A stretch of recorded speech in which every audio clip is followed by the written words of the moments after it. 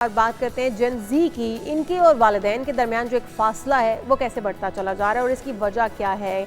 आज हमारा ये बड़ा अहम मौजू है क्योंकि हमारे सबके घरों में बच्चे मौजूद हैं और जो ये जेन जी है इनको लगता ये है कि पेरेंट्स इनको सीरियस नहीं ले रहे या इनकी बात को समझते नहीं हैं और जेन जी को परवान चढ़ाना मुझे लगता है सबसे ज़्यादा मुश्किल काम है पेरेंट्स के लिए। बड़ा चैलेंजिंग है। नेपाल में अभी हाल ही में क्या किया है वो आपने देख लिया है। हुकूमत का तख्ता उन्होंने उलट दिया है, तो वो इन्होंने शो किया कि उनके अंदर कितनी इस वक्त पावर है।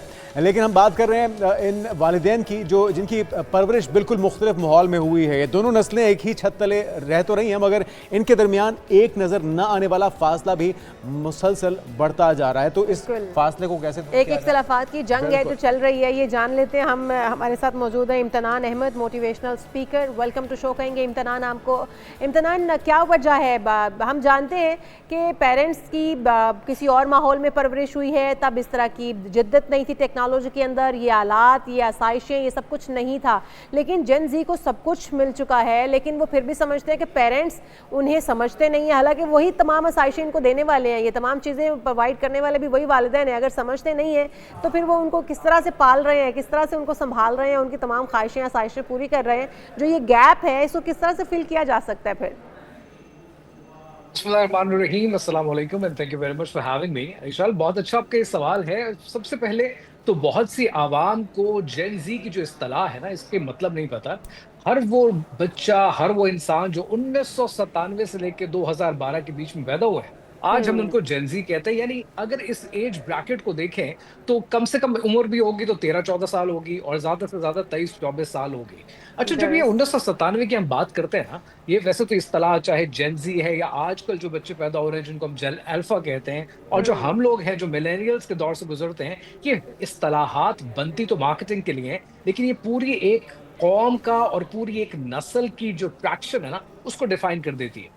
जो लोग 1997 के बाद पैदा हुए, जिनको आज हम जेन जी कहते हैं, इनकी जरा टेक्नोलॉजिकल एडवांसमेंट देखें।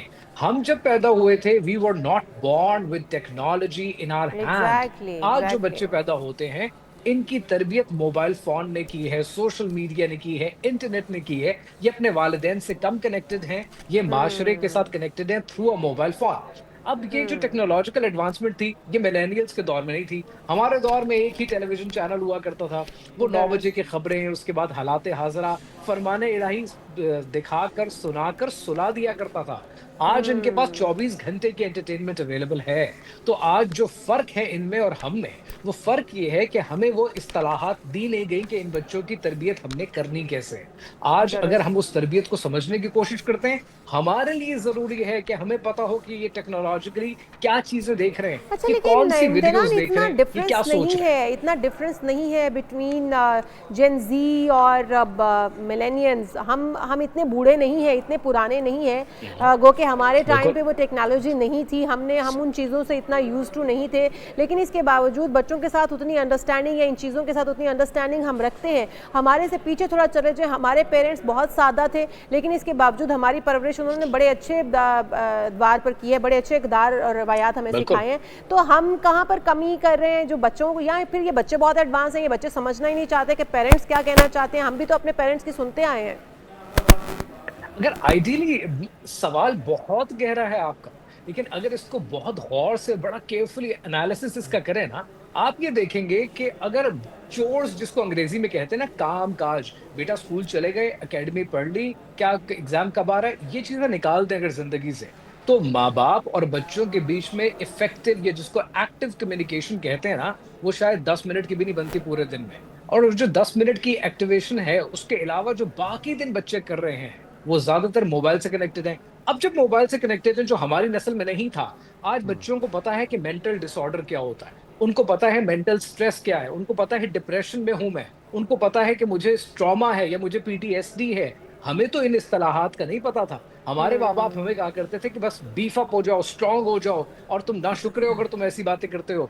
आज अब ये बातें जो बच्चों को कहते हैं, तो वो प्रैक्टिकली उन चीजों को क्वेश्चन करते हैं। हमारे पास वो टूल्स अवेलेबल नहीं है कि हम बच्चों की तरबियत कैसे करें। ये एक अलग बात है कि जो आज की जो मुख्तसरन इम्तिनान अगर आप बता सकें सॉल्यूशन करना क्या होगा, बच्चों को गाइड करने का, उन्हें ग्रूम करने का, या उन्हें समझाने का तरीका बदलना होगा?